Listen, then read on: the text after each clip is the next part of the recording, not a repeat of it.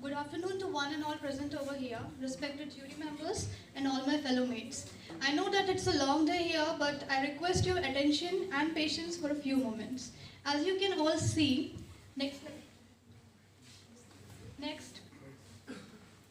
As you can all see that the research project subject is sugar synthesis from carbon dioxide in Escherichia coli. So let me give you an overview. As we all know that living organisms are largely classified into two categories. One are autotrophs and one are heterotrophs. Autotrophs are the one that uses carbon dioxide for the fixation of for the production of biomass, and heterotrophs are the one that uses other organic compounds for the production of biomass. And here, next slide. And here we have constructed and evolved an bacteria, that is Escherichia coli, which is a heterotrophic bacteria, into an autotrophic one. That is, we are trying to convert it into an autotrophic bacteria with the help of fixation of carbon dioxide and producing biomass. Now let's talk that what is the main motive of doing all of this. So our first sole purpose is that in today's world, as everyone is searching for renewable sources of energy, and the production of biomass in a very small bacteria can help us in producing sugar, different types of sugars and antibiotics and biofuels with the help of this. And our second purpose of doing this experiment, this research, is that we know that it's 2020 and climate crisis that we used to talk about are officially here. That is, we are facing huge problems like global warming and climate change. And to fix these problems, the only solution is that we have to reduce our carbon emissions. And by fixing atmospheric CO2, we can reduce the carbon emissions, and hence we can reduce global warming and reduce the greenhouse effects. Now the question arises that how we can do so. So I request my fellow mate to explain you the methodology and processing that is involved in this project. So if we come to experimental procedure of our research project, so first of all, as we know, E. coli is an heterotrophic organism. So first of all, we have to do genetic modification in Escherichia coli. So here we introduce three carbon fixing genes which are taken from Pseudomonas bacteria.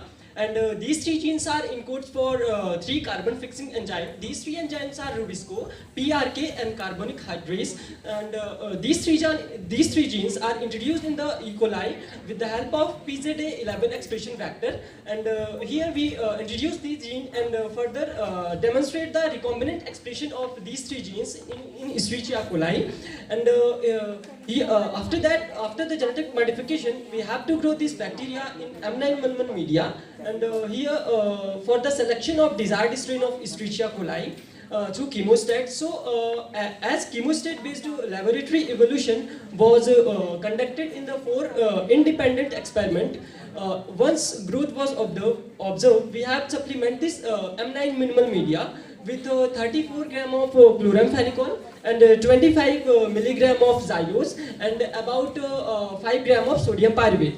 In case of first and fourth experiment, and in case of second and third experiment, we have supplement this M9 minimal media with 34 gram of chloramphenicol and 100 gram of xylose and about 5 gram of sodium pyruvate.